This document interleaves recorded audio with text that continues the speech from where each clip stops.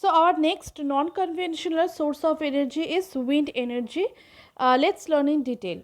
So wind energy has been harnessed over the last few decades by way of wind turbines. So these are similar to windmills in construction and work much like regular turbines do. When the wind speed is high enough to move the turbines, electricity can be produced by the movement. Higher the speed of the wind, the more amount of electricity can be produced. This is why most wind power turbines are found in high altitude areas or near shores, mainly seashores with constant breeze. The potential of such wind farms combined with the other renewable source of energy is quite high in the near future. Let us discuss about its advantage and disadvantage. So, using wind power does not generate any air pollution like fossil fuels do. So, we cannot deplete the source of wind. It will continue to blow whether or not we harness it, and harnessing it doesn't reduce its supply in any way. So, it is renewable. Wind direction and strength can be unpredictable and inconsistent. So, there is a disadvantage. What is it? That wind direction and strength can be unpredictable and inconsistent, making wind as an non viable primary energy resource. Wind turbines are not silent, usually produce about or around 50 to 60 decibels of noise with their uses, so it causes noise pollution.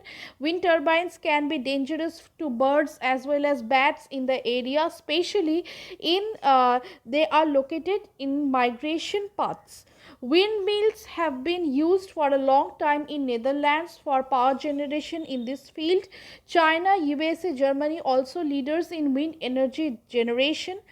In India, wind energy facilities are installed in 8 major states across India like Tamil Nadu, Gujarat, Maharashtra, Karnataka, etc. India has large windmills facilities in Tamil Nadu with wind farms at Tuticorin, Coimbatore, Kanyakumari, Tripur, etc. Other well-known wind farms or windmills in India are located at Sangli and Satara district of Maharashtra and Devas in Madhya Pradesh. Our next renewable source of energy is geothermal energy. So, geothermal energy is generated from the heat that is released from inside the earth through hot spring or geyser. It is a clean and eco-friendly source of energy but costly to transport as power plants are located far away from the cities.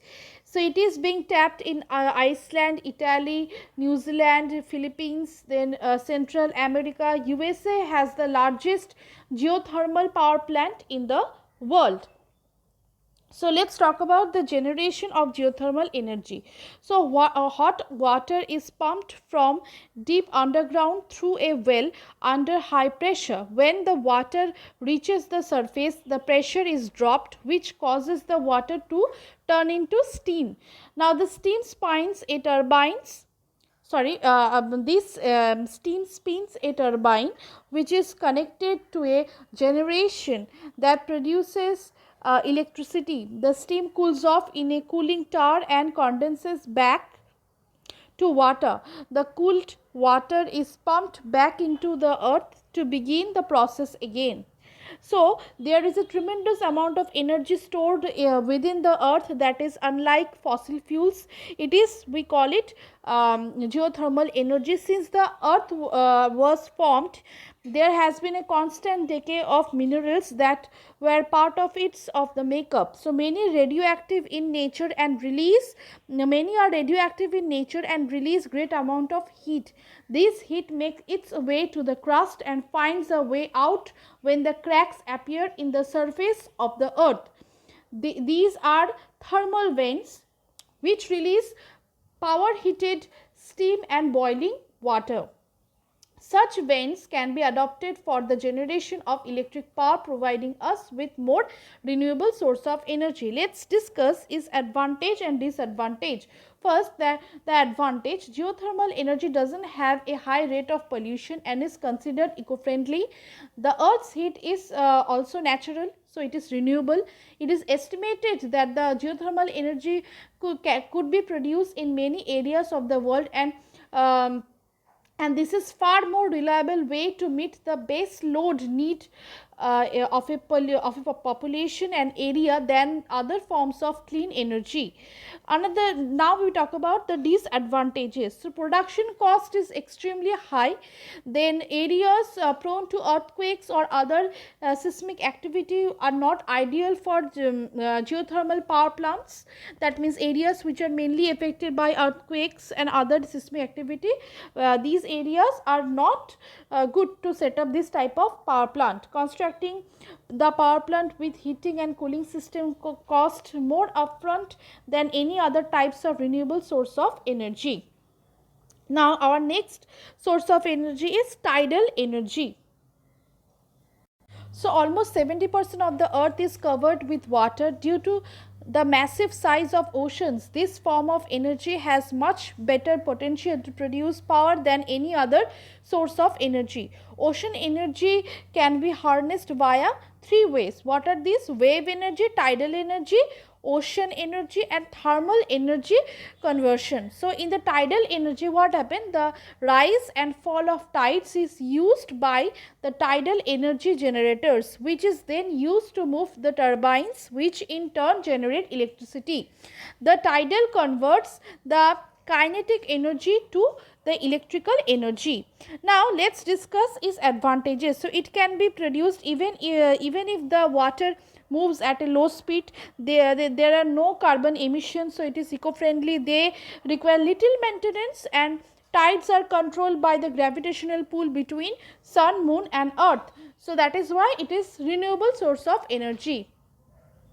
Let's learn biogas, which is our next non-conventional or renewable source of energy. So biogas is a renewable source of energy that belongs to the category of biofuels. It is typically refers to a gas produced by the biological breakdown of organic matter in the absence of oxygen. So the fermentation of biodegradable materials such as biomass, manure, sewage, municipal waste, green waste, plant material and crops produce biogas. Biogas comprises primarily of methane and carbon dioxide. These energy release allows biogas to be used as a fuel for any heating purposes such as cooking and other purposes. It can also be compressed in a gas engine to convert the energy in the gas into electricity and heat. So biogas can be compressed much like natural gas and used to power motor vehicles. It is cheap. So the advantage of biogas is it is cheap and excellent source of power for domestic uses.